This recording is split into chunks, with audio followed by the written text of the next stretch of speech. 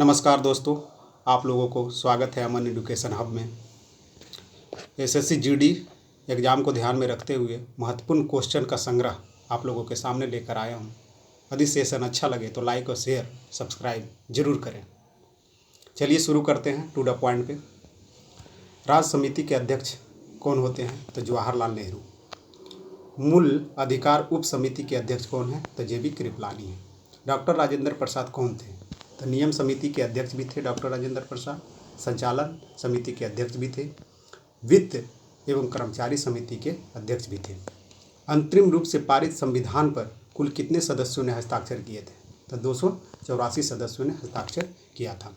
प्रारूप समिति का गठन कब किया गया था? तो 29 अगस्त 1949 को किया गया था।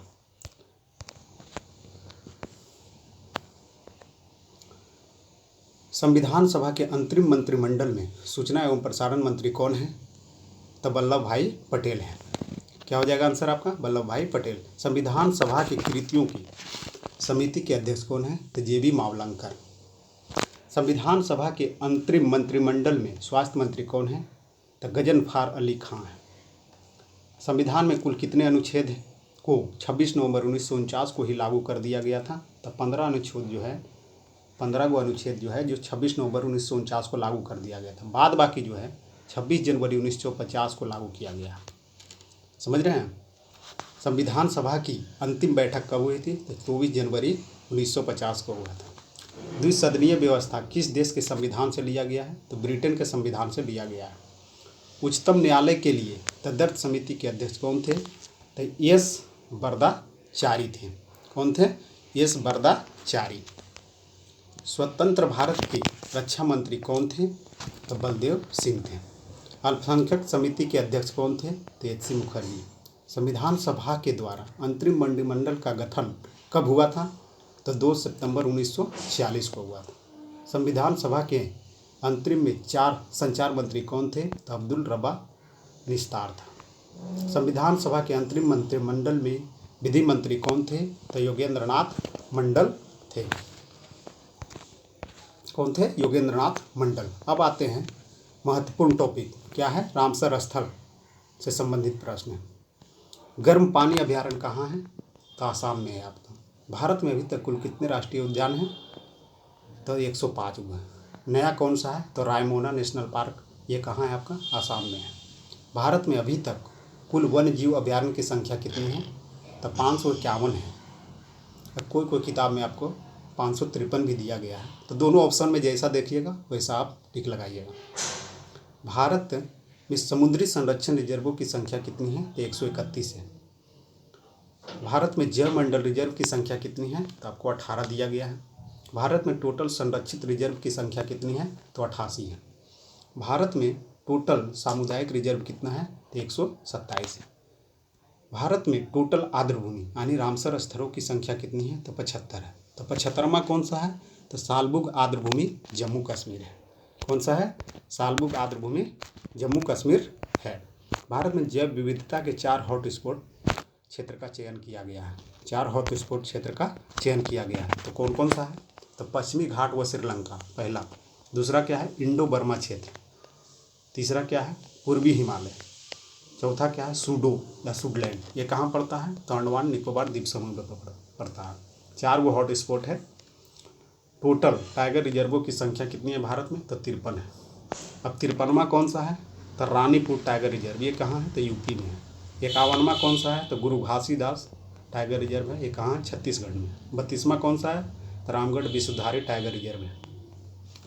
टाइगर मैन ऑफ इंडिया किसे कहा जाता है? तो कैलाश सांखला को कहा जाता है। जल पुरुष ऑफ इंडिया किसे कहा जाता है? तो राजेंद्र सिंह को कहा जाता है। अब आते हैं कुछ इम्पोर्टेंट आर्द्रभूमि पर जो 2022 में बने हैं। उसका नाम याद रखना बहुत ज़रूरी है। तो हैदरपुर आर्द्रभूमि कहाँ है? तो आपका उत्तर प्रदेश में है। बाधवान वेटलैंड कहाँ है? तो गुजरात में है आपका। थोल झील वन्य अभयारण्य कहाँ है? तो गुजरात में है।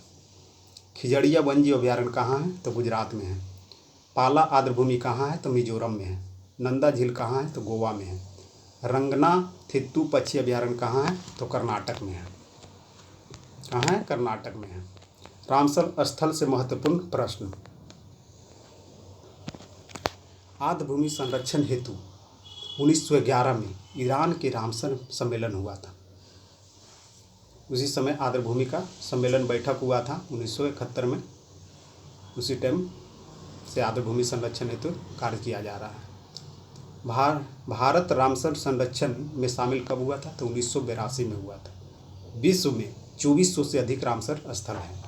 टोटल भारत में रामसर स्थलों की संख्या 2022 में कितनी है? तो 75 है। ये तो महा इम्पोर्टेंट है, ये पूछेगा ही पूछेगा 100%। तो 75वां कौन सा है? सालबुग आर्द्र भूमि। ये कहाँ? जम्मू कश्मीर। इसको एकदम याद कर लीजिएगा, रट्टा मार लीजिए इसको। यूनाइटेड किंगडम के 175 से अधिक रामसर स्थल किस सूची में शामिल हैं? भारत के पहले रामसर स्थल के रूप में शामिल किया गया है किसे? तो चिल्का झील को। भारत का सबसे बड़ा आर्द्र भूमि स्थल कौन सा है? तो सुंदरबन वेटलैंड है, जो कहाँ पड़ता है? पश्चिम बंगाल में पड़ता है। भारत का सबसे छोटा आर्द्र भूमि स्थल कौन सा है? रेणुका वेटलैंड है, जो हिमाचल प्रदेश में पड़ता है। भारत का पहला कृत्रिम आर्द्र भूमि Harike barrage. Kanha tiger reserve में सबसे अधिक 461 आर्द्र भूमि है। भारत में सर्वाधिक रामसर स्थल कहाँ है? तो तमिलनाडु में। कितना है? तो 14 है। अभी तक का सबसे ज़्यादा कहाँ है? तमिलनाडु में है। तथा दूसरा स्थान पर कौन सा है? तो यूपी है। यूपी में कितना है? तो 10 गो रामसर स्थल है। अब देखिए एक महत्वपूर्ण चीज़ है, हसीन मशूक़ा। कभी कभी देखिए एग्जाम में दे देता है कि क्रम में सजाएं, कौन सा वंश सबसे पहले आया था? तो इसका ट्रिक है हसून मशूक़ा। ह से क्या हो गया? हर्यक वंश। सी से क्या हो गया? शिशुनाग वंश। न से क्या हो गया? नंद वंश। म से हो गया मौर्य वंश। सु से हो गया शुंग वंश। क से हो गया कण्व वंश। और सा से हो गया सातवाहन वंश। ये आपको देगा क्रम में सजाने के लिए, तो आपको ऐसा करना होगा। अवशिष्ट शक्ति जैसे होता है ना, संघ सूची, राज सूची, संवर्ती सूची, एक होता है अवशिष्ट सूची। तो इसी वही अवशिष्ट सूची का विषय है। अवशिष्ट सूची का चर्चा किसमें है? 248 में है। अवशिष्ट सूची पर कानून कौन बनाता है? तो केवल केंद्र सरकार कानून बनाता है। इसमें अवशिष्ट सूची कहाँ से लिया गया है? तो कनाडा से लिया गया है। मौसमी बेरोजगारी कहाँ लागू होता है? तो ग्रामीण क्षेत्रों में लागू होता है। ये तो एकदम पिछले बार एसएससी के एग्जाम में पूछा था, जिस टाइम हम दिए थे उस टाइम का एग्जाम में ये पूछा गया क्वेश्चन है। मौसमी बेरोजगारी किस प्रकार कहाँ लागू होता है? तो ग्रामीण क्षेत्रों में लागू होता है। परिच्छन बेरोजगारी कृषि क्षेत्र में लागू होता है। संरचनात्मक बेरोजगारी क्या है? तो भारत या विकासशील देश में लागू होता है। घर्षणात्मक बेरोजगारी शहरी और विकसित देशों में लागू होता है। मूल्यह्रास क्या है? तो सकल राष्ट्रीय उत्पाद में से निव्वल राष्ट्रीय आय यदि आप घटा देते हैं तो मूल्यह्रास की प्राप्ति होती है। सोनार, इसका फुल फॉर्म क्या होता है? साउंड नेविगेशन एंड ट्रेनिंग होता है। सोनार जो है किस पर काम करता है? तो ध्वनि के परावर्तन के सिद्धांत पर कार्य करता है। सोनार क्या है? प्रसन्न तरंगों का उपयोग करके इसका प्रयोग किया जाता है। अब देखिए एक सुंदर सा आपको ट्रिक बताते हैं। सदिश वदिश में आप कन्फ्यूजन कर जाते होंगे, तो इसके लिए सुंदर सा मेरे पास ट्रिक है।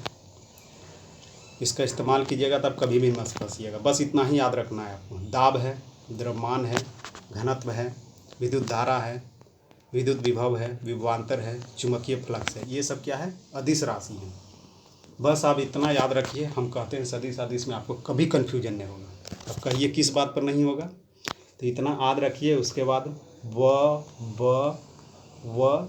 बवत शब्द याद रखें। जिसमें ब रहेगा वो समझ लीजिए सदिश राशि है। इतना को छोड़कर यदि जो भी रहे तो सोच लीजिए कि वह सदिश राशि है। लेकिन इतना आपको मुख्य रूप से याद रखना है। जिसमें बवत नहीं रहेगा वो सब अदिश राशि है। लेकिन इतना आप याद है।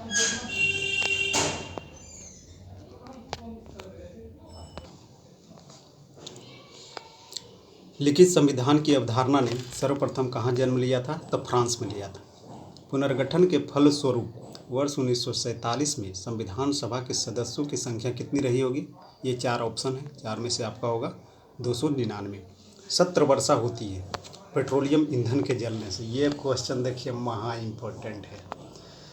ये जिस टाइम मैं एसएससी का एग्ज़ाम दिया था उस टाइम ये क्वेश्चन पूछा गया था, तो इसलिए इसको बहुत ज़रूरी है करना। तेंदुलकर समिति ने भारत में निर्धनता रेखा का आकलन किस आधार पर किया है? तो प्रति व्यक्ति मासिक उपयोग व्यय पर किया है। कानून के सम्मान संरक्षण वाक्य कहाँ से लिया गया है? तो अमेरिका से लिया गया है। कहाँ से लिया गया है? कानून के समान संरक्षण वाक्य कहाँ से लिया गया है? तो अमेरिका से लिया गया है। भारत में वित्तीय वर्ष कब से कब तक होता है? तो 1 अप्रैल से 31 मार्च तक होता है। भारत अंतर्राष्ट्रीय विज्ञान महोत्सव IIFS 2022 का आयोजन किया जाएगा। कहाँ किया जाएगा? तो भोपाल में किया जाएगा आपका। मेरा जीवन संघर्ष नामक पुस्तक के लेखक कौन है? स्वामी सहजानंद है। यूरोपवासियों द्वारा अपने उपनिवेशों में किस प्रकार की कृषि का विकास किया गया था? तो रोपण कृषि का विकास किया गया था। क्या रोपण कृषि का विकास किया गया था? कैटेलिटिक ग्लेशियर का उपयोग समताप मंडल के लिए किया जाता है। किसके लिए? तो वायु प्रदूषण के लिए किया जाता है। भारत की कुल श्रम शक्ति का लगभग कितना प्रतिशत कृषि में लगा हुआ है? तो 54%। ये भी देखिए इंपॉर्टेंट क्वेश्चन है आपका। सिंधु घाटी सभ्यता का नवीनतम स्थल कौन सा है? तो भेरना। ये तो पूछेगा ही पूछेगा, एकदम 100%। भारतीय संविधान का अधिनियम कब बना था? तो 18 जुलाई 1947 को बना था। मीरा सेठ समिति का संबंध किससे है? तो हथकरघा क्षेत्र में विकास से है। किससे है? हथकरघा क्षेत्र में विकास से है। भारत का पहला कार्बन न्यूट्रल फॉर्म किस राज्य के फॉर्म को घोषित किया गया है? तो केरल को किया गया है। संचार उपग्रह का आवर्तकाल कितना होता है? 24 घंटा होता है। संचार आवर्तकाल का उपग्रह आवर्तकाल कितना होता है? तो 24 घंटा होता है। हर घर गंगा जल योजना का शुरुआत बिहार सरकार द्वारा किया गया है। प्रधानमंत्री राष्ट्रीय प्रशिक्षुता मेला PM-NAM दिसंबर 2022 में देश के कितने जिलों में आयोजित किया गया है? तो 197 जिलों में आयोजित किया गया है। मुद्रा पूर्ति को कम करके मुद्रास्फीति को रोकने की प्रक्रिया क्या कहलाती है? तो विस्फीति कहलाती है। देश में क्षेत्रफल का कितना हिस्सा पठारी क्षेत्र? तो 27% कितना है? पठारी क्षेत्र आपको नज़र आता है। 27% जो है पठारी क्षेत्र अभी भी है। अब देखिए यहाँ से एकदम VVI जिसको कह सकते हैं 100% पूछेगा। ये क्वेश्चन जरूर रहना ही रहना है। स्वतंत्रता के पश्चात स्थापित लौह इस्पात कारखाना जो द्वितीय पंचवर्षीय योजना के तहत बनाया गया था, क्या है? भिलाई इस्पात संयंत्र। इसकी स्थापना कब हुआ था? तो 1955 में हुआ था। अब कहाँ भिलाई है कहाँ? तो आपको छत्तीसगढ़ में, ये याद रखना होगा। अब किसके सहयोग से बनाया गया था? तो रूस के सहयोग से भिलाई बनाया गया था। कब बनाया गया था? तो 1955 में। कहाँ है? तो छत्तीसगढ़ में। ये तीनों पॉइंट आपको याद रखना होगा। भिलाई स्टील प्लांट कब बना था? तो 1955 में। कहाँ है? तो छत्तीसगढ़ में है। किसके सहयोग से बना है? रूस, सोवियत संघ, USSR। ये ऑप्शन में कोई भी दिया जा सकता है। ये तीनों का मतलब रूसी हुआ। रूस है, सोवियत संघ है, USSR यानी रूसी होता है। हिंदुस्तान स्टील लिमिटेड राउरकेला कब हुआ? इसकी स्थापना कब हुआ था? तो 1959 में हुआ था। ये कहाँ पड़ता है आपका? तो उड़ीसा में है।